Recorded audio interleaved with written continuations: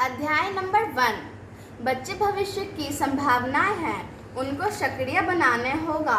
केवल एक राष्ट्र के संदर्भ में नहीं बल्कि विश्व के संदर्भ में बच्चों को तैयार करना है। जो भी पैसा आप कमाते हैं उसका भरपूर उपयोग बच्चों की अच्छी और आधुनिक शिक्षा देने में होना चाहिए, अर्थात आय या मुख्य भाग शिक्षा में खर्च होना चाहिए। यह आवश्यक है कि बच्चे पढ़ाई में आगे बढ़े। अगर पढ़ाई में किसी बच्चे का मन ना लगे तो पढ़ाई छोड़कर कोई दूसरा काम नहीं करवाओ। पढ़ाई आजकल कई प्रकार की होती है, जैसे स्पोर्ट्स और मॉडलिंग आदि भी आजकल एक प्रकार की शिक्षा है। खिलाड़ियों की कमाई 8 से 80 करोड़ रुपए प्रतिवर्ष रहती है। प्रधानमंत्री को लोग जाने न जाने पर मॉडल को सब जानते हैं। अच्छी कमाई भी होती है। मॉडलिंग से टेक्सटाइल मार्केटिंग को बढ़ावा मिलता है।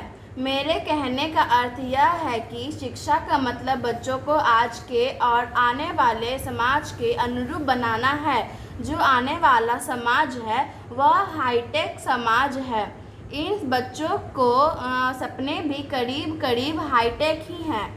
कभी परिवर्तन के लिए भले ही बैलगाड़ी और हाथी पर सवार होना चाहे, पर इनको चाहिए मर्सिडीज कार ही।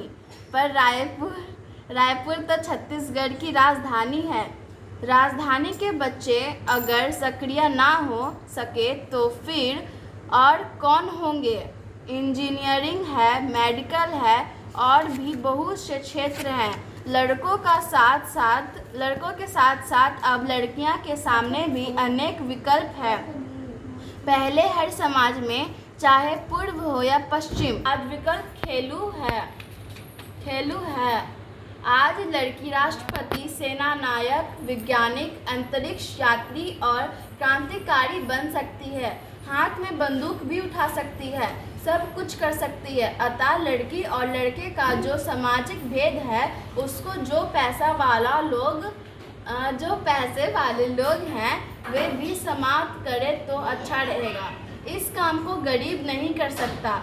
एक कहावत है, बिल्ली के गले में घंटी कौन बांधे। बिल्ली के गले में एक बिल्ली ही घंटी बांध सकती है, चूहा नहीं। आप लोग इसकी शुरुआत करें। लड़के और लड़कियां के बीच जो ऐतिहासिक सामाजिक भेद रहा है उसको दूर करके लड़कियों की शिक्षा में भी उतना ही बजट होना चाहिए जितना लड़कों की शिक्षा का है। शिक्षित होकर लड़कियों के जो सपने हों वह बने, व्यापारी बने, उद्योगपति बने या सामाजिक कार्यकर्ता बने, सब कुछ बन सकती है। उसके साथ जिनको घर बसाना है घर बसाए। क्या फ़र्क पड़ता है, यह सवाल समझ का है। अब तक लड़कियों की शादी माँ बाप कराते हैं, जो बड़ा अतार्किक लगता है। शादी हमको करनी है और कराओगे आप, अजीब बात है। शादी मैंने करनी है, पसंद भी मेरी होनी चाहिए। मज़े की बात की है ये पसंद मेरे बाप की है।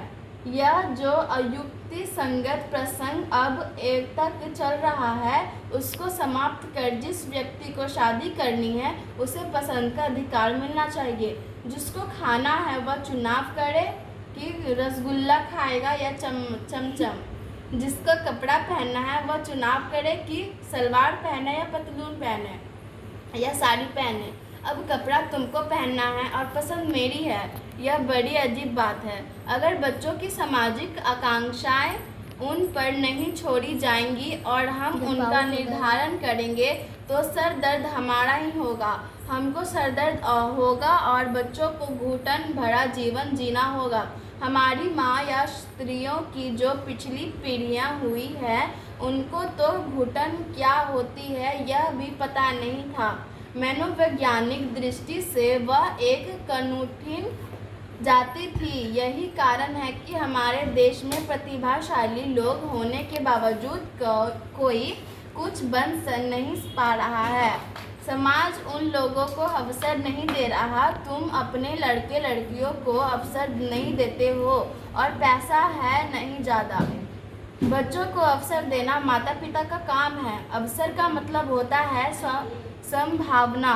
आपका जूते आपका जूते का व्यापार है या टेक्सटाइल का व्यापार है या कोई भी ट्रेड है, आपका बच्चा भी उसी दुकान पर बैठे, यह आपकी पसंद है, जो गलत है। यह संभावना नहीं है। समझ रहे हैं ना संभावना का मतलब? मान लो हमारी चमड़े, जूते या कंप्यूटर की दुकान की